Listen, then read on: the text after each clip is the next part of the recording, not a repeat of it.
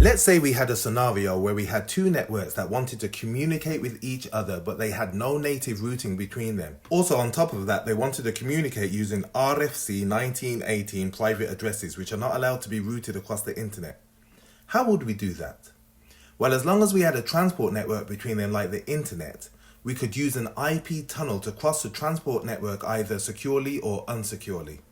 The secure method is by using an IPsec tunnel, and the unsecured methods are IP/IP and GRE. Today we're going to be looking at mainly GRE and a little bit of IP/IP. IP in IP is a simple encapsulating protocol where IP packets are encapsulated in an extra IP header.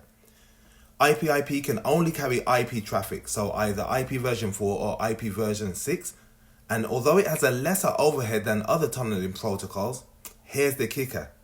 IP/IP is only capable of tunneling unicast packets.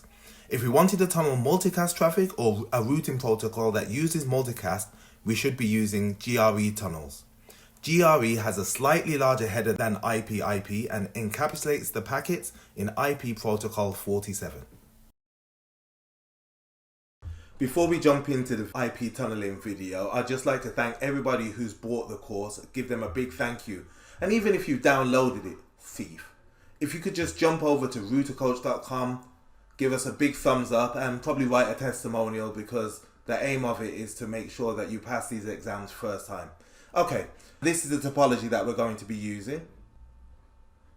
We have customer A, internet, and customer B with user A and user B off the back of those. They're using RFC 1918 addresses, so 192.168.10.1 on user A, 172.16.8.8 for user B, and I'll probably just use loopbacks on customer A and customer B to represent these users.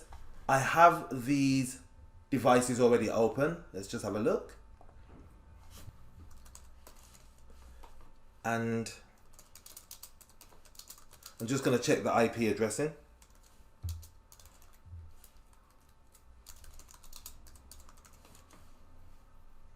Okay, let me just check loopback 0.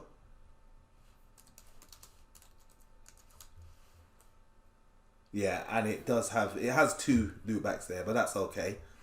And I'll do the same on customer B, which will be R3 here.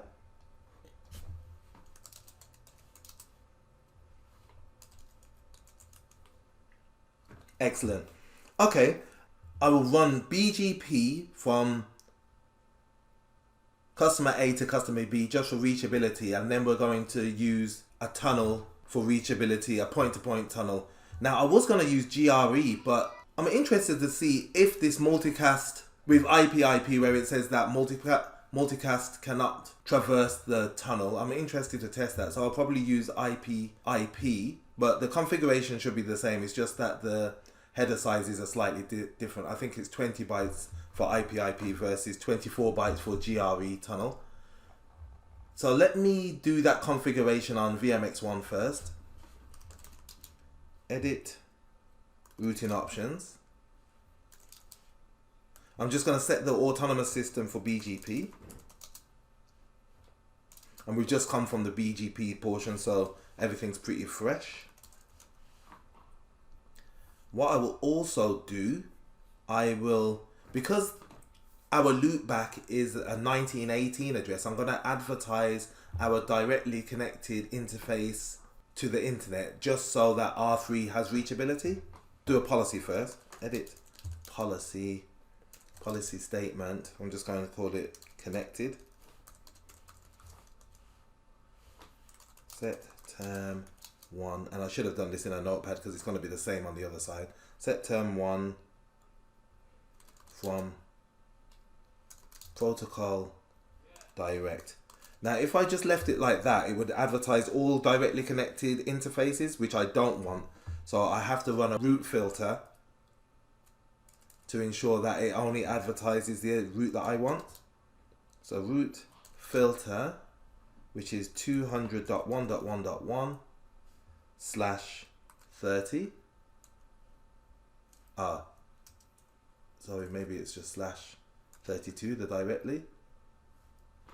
From route filter, set term 1 from root filter 200.1.1.1/32. Oh. What extra parameters does it want? Oh, exact. So let me see if it accepts 30, which it probably won't, and we will know why. Exact. Alright, it accepted it. And then I'm going to say, then accept. Now that we have our policy defined, now we could run on to the BGP configuration. Edit, protocols, BGP, group, router coach, customer A.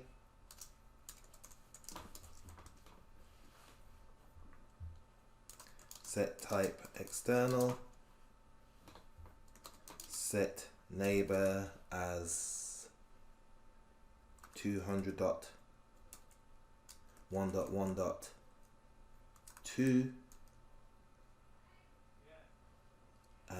What else do I need?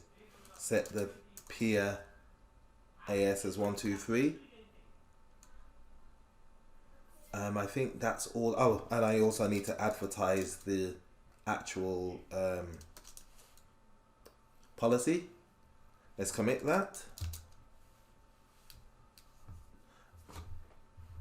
And I might do a bit of a fast forward to see how we feel through this configuration, but I'll do that same configuration on R3, customer B.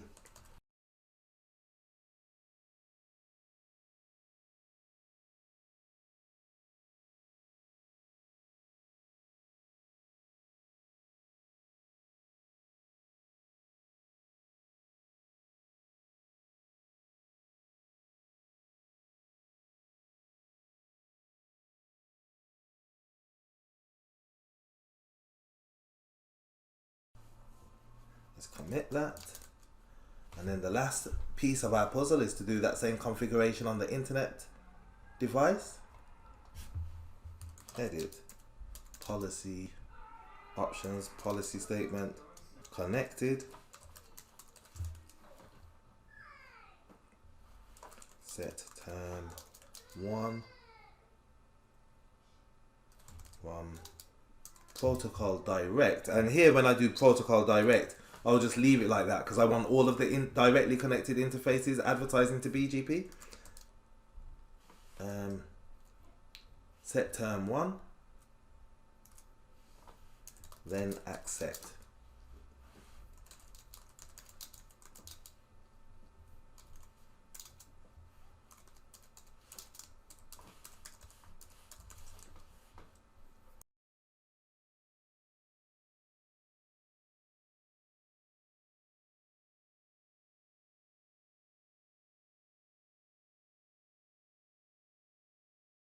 Edit routing options. And we set the autonomous system as 123. Let's commit that. One show BGP neighbors. And we wait. We wait for BGP to come up.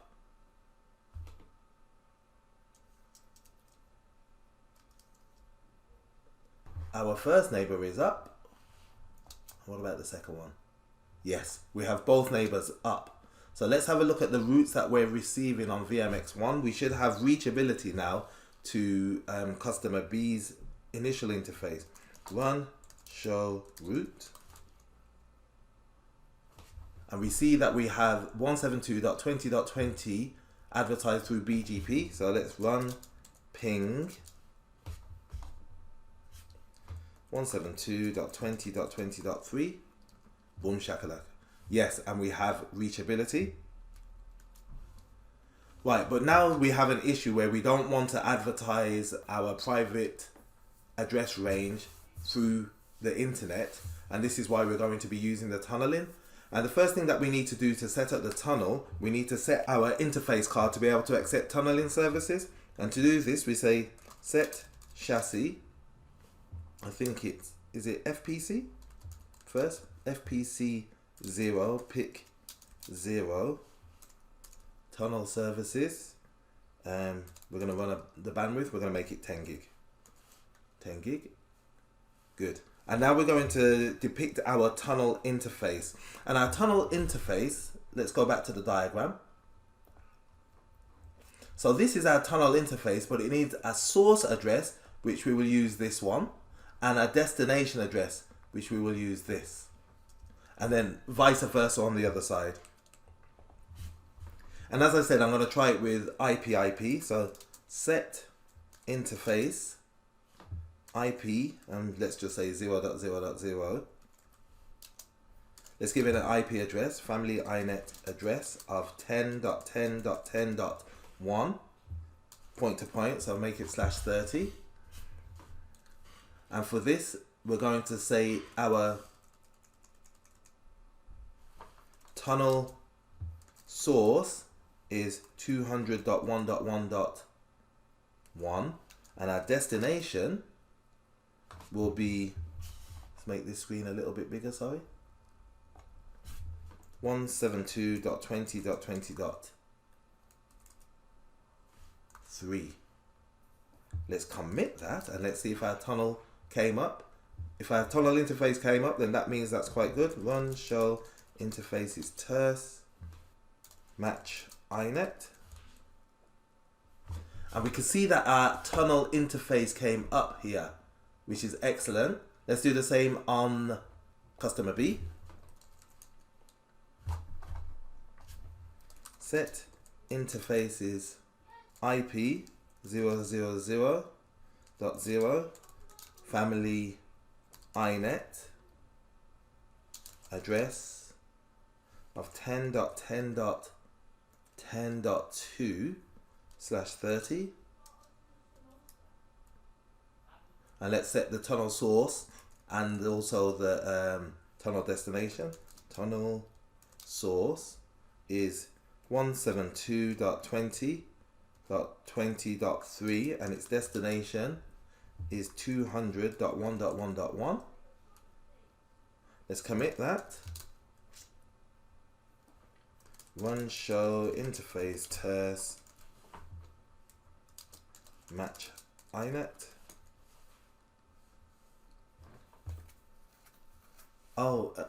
The reason why the tunnel has not come up because we didn't set the chassis, so we didn't set the interface card to accept our tunneling services. So set chassis FPC0 pick 0 tunnel services with a bandwidth of 10 gig. Let's commit that. Run this command again.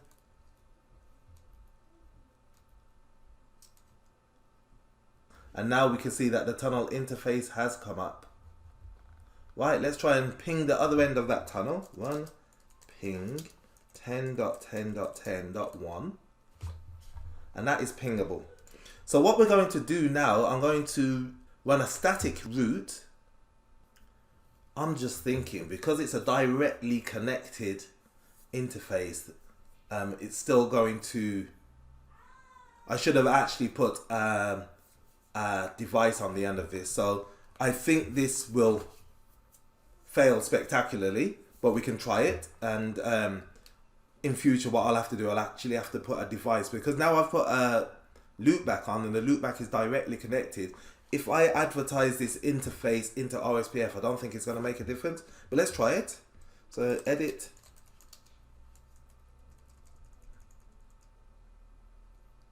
protocols, OSPF, area 0.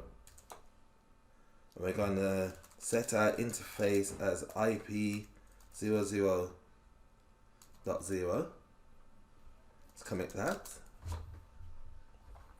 Also do the same on R1, edit, protocols, OSPF, area 0, set interface IP 0.0.0.0. Let's commit. And the final piece of our puzzle is, at the moment, run ping 172.16.8.8. The loopback address on customer B is not reachable, and our BGP internet router does not have access to these routes. So we're going to run our static route, edit, routing options, set static route to get to the 172.16.8.8 network. Our next hop is going to be the other end of the tunnel, which is 10.10.10.2. Let's commit that and then do that same static route on the other side. Top, edit, routing options, set static route to get to the 192.168.10.1 network. Our next hop is going to be 10.10.10.1. Let's commit that. Let's run a ping. Run ping 192.168.10.1. And it's working. Right. Okay. So that's the configuration. There was a few mistakes in this. And to prove that it's working through the tunnel, if I run onto the internet router and do a run show route, we can see that we don't have a route to the 172.16.8.8 network or the 192.168.10.1 network. It's not reachable from the internet router.